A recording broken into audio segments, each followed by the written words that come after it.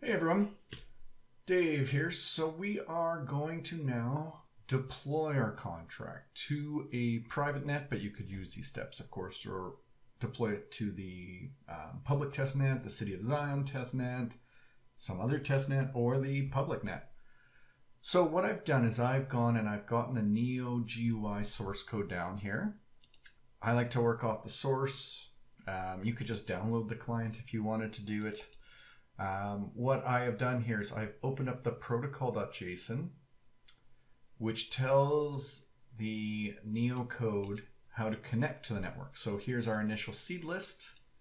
These link up with our private network that I have running locally here. I've got a video on how to set that up, and the public keys of each one of those nodes that does all the validation. So that is set up. One thing you're going to run into right away is that you're missing leveldb.dll. So that is a DLL that is used to do the storage of data. And so what I'm going to do is I'm going to just steal it. So I've got a copy. This is just from my NEO-GUI developer master, which isn't really used anymore, but if you download NEO-GUI, it'll be in the bin folder there. And I'm going to copy that. And I'm going to put that into our project here. So demo NEO-GUI. I think I'm just going to paste it right into here. Now I took the x64 version. There is an x86 version too, for those of you still running that. Show all files, make sure it's there. So I'm going to just include this, right click on it, and then copy to output directory, copy if newer. And if we've done everything right, this should start up and go. It may take a minute here to run.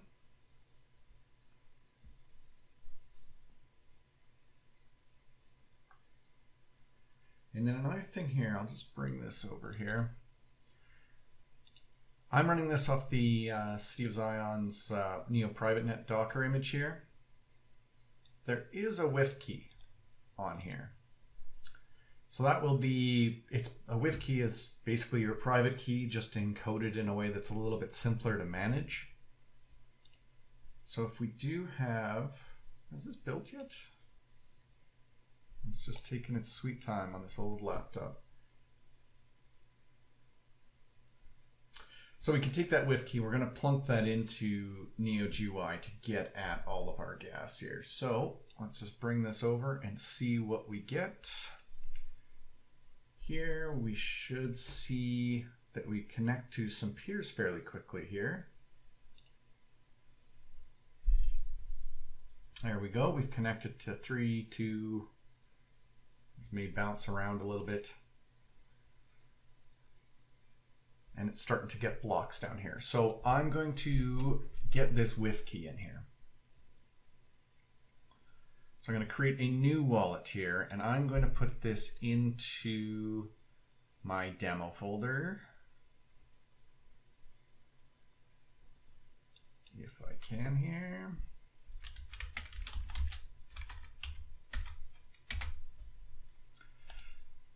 I'm going to create a new folder here for wallets. I tend to have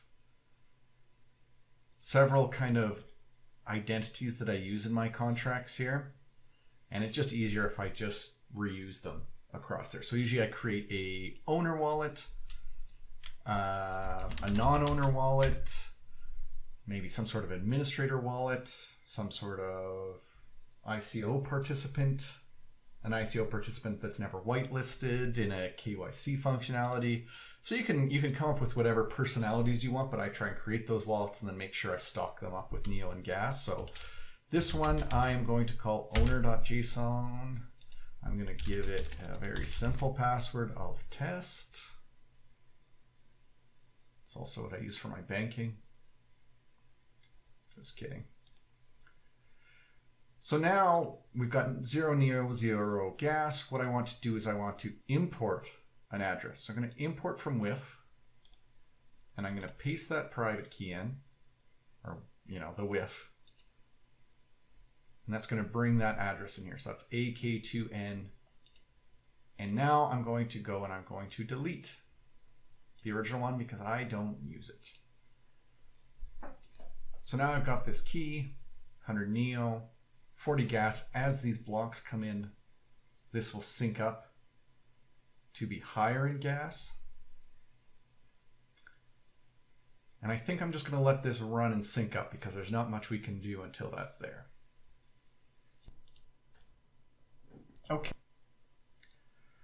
Okay, so now I've got the blocks synced here. If you've never worked with NEO-GUI or Neo clients here, there's the 3 numbers usually you'll see. Sometimes 2 numbers, sometimes 3 numbers. Typically the last number here, this 9823, is the height of the blockchain. So this is what's been discovered through communicating with other nodes, what the highest block number is. This middle number is what we have downloaded.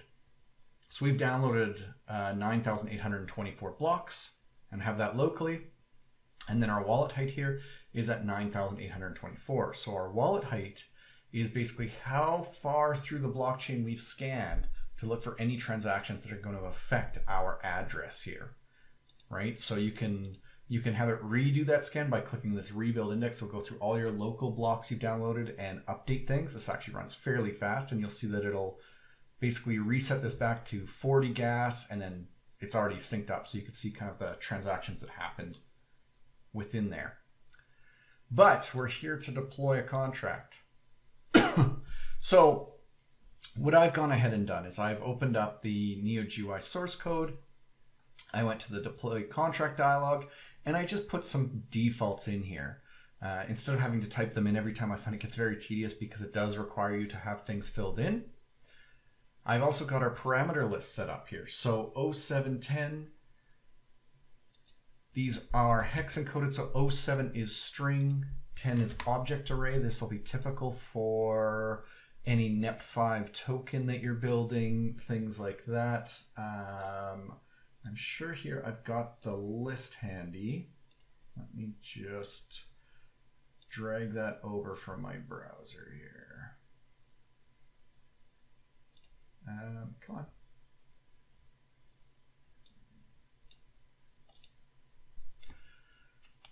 So you can see they've got all these different types documented on there of what you can pass in. So if your first parameter was an integer, you could pass in 02. And let's say your second one was a string, it would be 0207.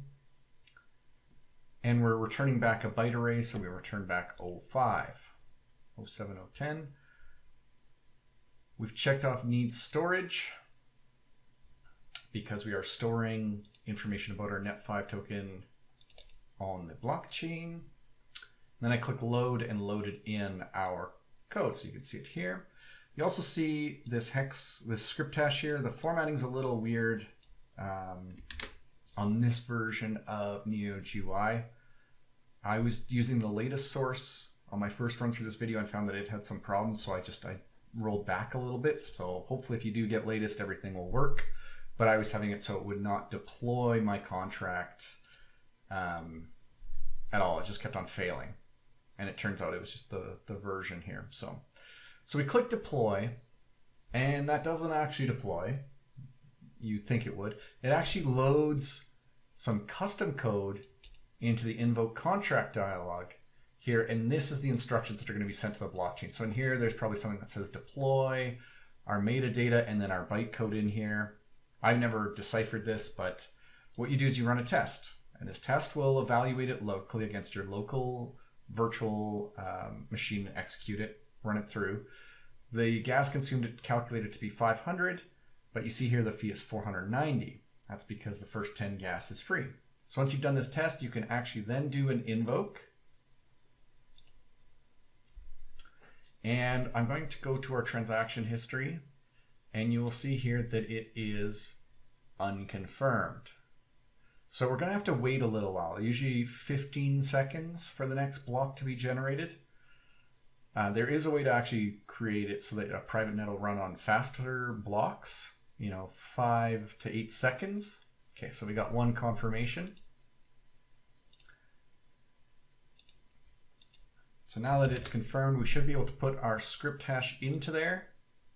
We got 5B6F, okay. And you'll see here it came up with all the metadata we put in from our deploy screen, and the parameters are a string and an array.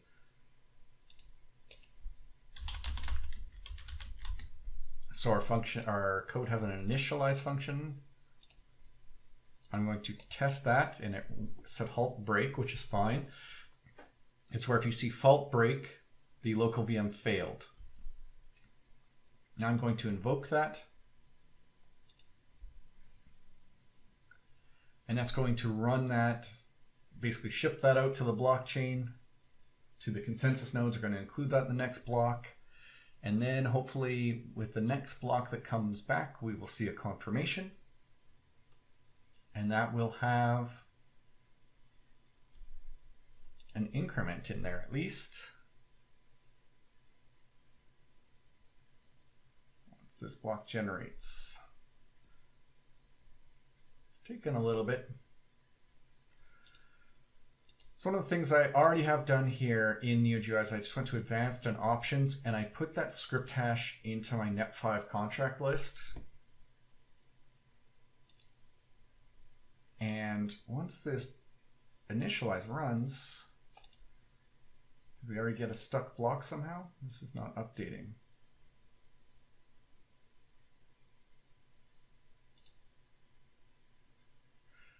NEO-GUI is running and not stuck on a breakpoint. Huh, very strange that it took so long.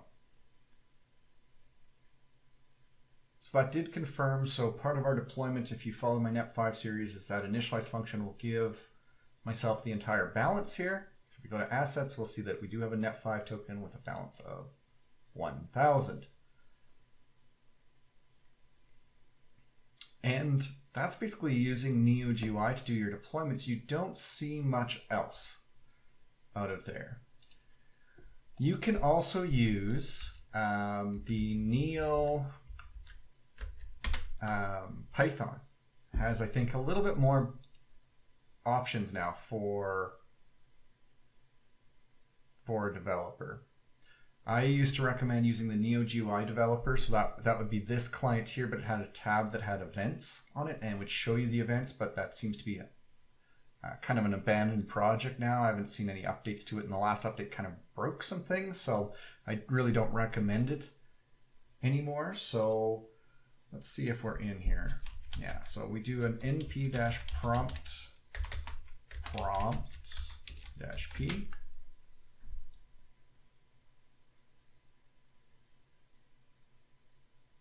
And this will allow us to bring up the prompt, and it is fairly synced up with the blockchain. Neo. So this ships with already the private net wallet installed in this folder here. So you can just open it. The password is COZ, all lowercase. That's listed on the Neo private net Docker page. If you want, you can just type help. That will show you all your options. You can type wallet. We'll show you some information on that. The percent synced is what we're looking for. So here we've got only the blockchain height and the local height. We don't know the wallet height, so you have to type wallet to see the wallet's height. Okay, and then there's a few options here. Config SC events on. Smart contract event logging is now enabled. So if you do have code that has a runtime notify in it, and I don't know if I did take out a bit of code here in our tutorial token that I based a lot of our previous tutorials on. So I don't know if there is going to be a runtime notify in here. If not, we'll add one.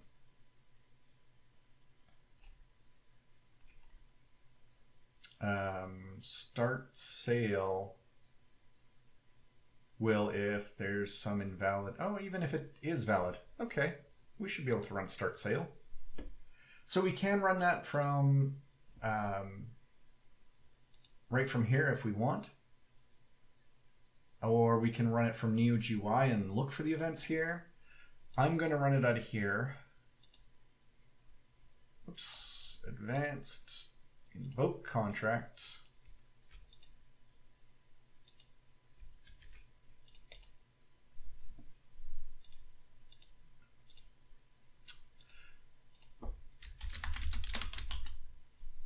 So I'm going to call start sale, and then I'm going to edit the array here. So the first argument we pass is the starting block. And then the next, can I just click 2 there? The next value is the ending block. So I'm just going to make this run for many, many blocks.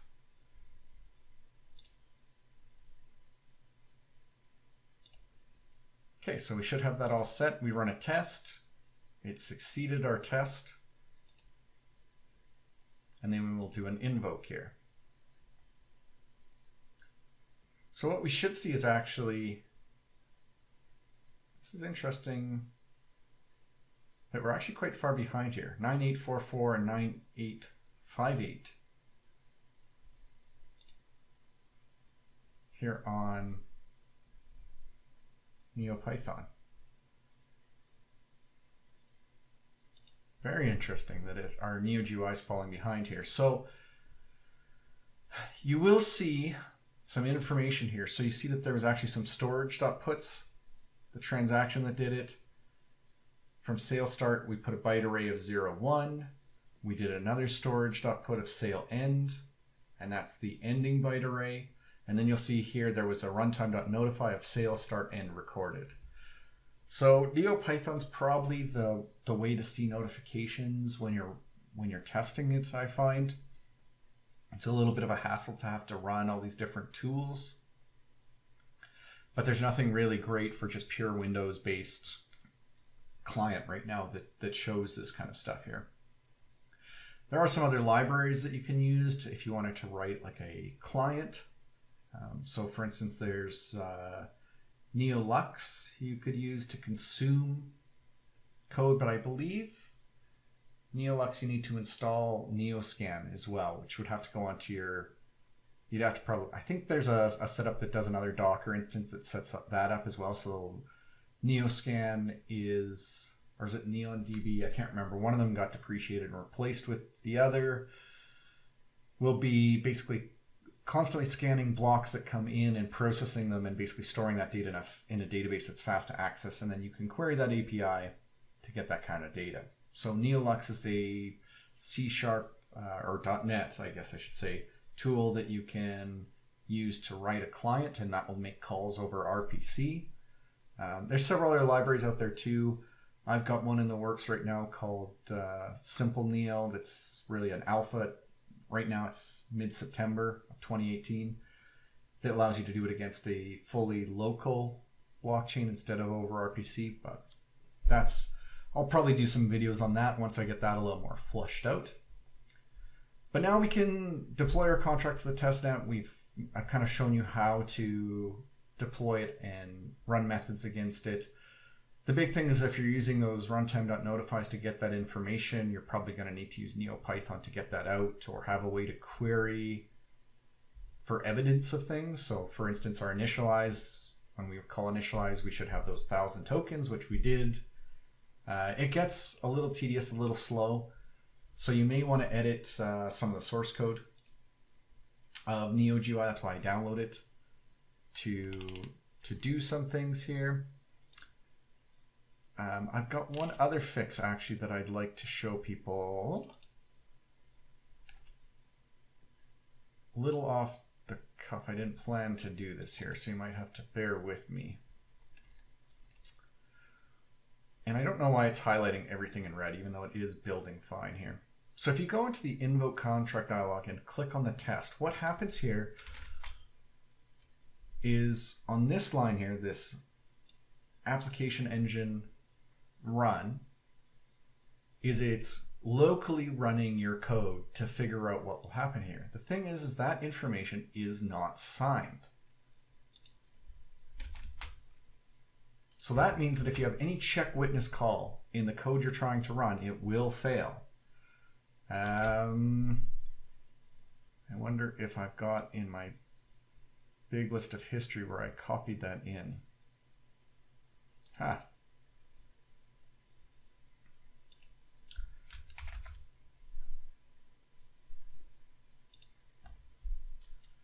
So this is going to need a little tweaking.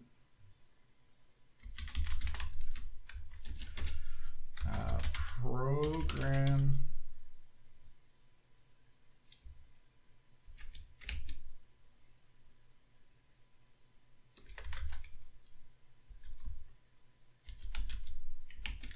.wallet. I've lost all my IntelliSense here for some reason. My Visual Studio has been a little crashy today. Current wallet, there we go. I think it's accounts.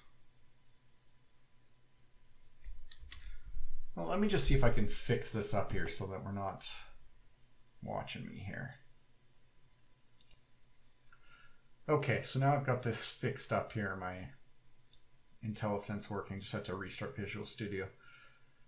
So I'm changing this code a little bit here. And I should probably submit this as a patch here to NEO-GUI. We get the first address here. So you may not want the first if your wallet has more than one address and you're trying to invoke this as someone else. So this is kind of a hack and slash technique right now. And then I add an attribute to our transaction here of transaction attribute usage script, and the data is our address. So what we're actually doing is we're including our script hash in this transaction. So when we run it locally, it will do a check witness on our code. And so we can kind of see if it's going to fail or not running as us, which is kind of nice. Yeah, I think I just wanted to show you that was my big change that I've made to NEO-GUI. If you want to, I've kind of hacked some things before in here for the deploy contract to have the file path defaulted to where my AVM is, just to speed things along there. I do a lot more debugging in the debugger now, so it's not as important to do. Same thing with the open wallet dialog. I had it set to that. But yeah, you can go in here and hack things around a little bit to make your development easier. So anyways, that is using NEO-GUI to do your development, a little NeoPython to see some notifications, a little bit of ways to hack your source code to make your tests more accurate. I think that will be all I want to cover in this video. We've gone quite long. So if you have any other cool little tips and tricks you want to share, put them down in the comments. Thanks, everyone.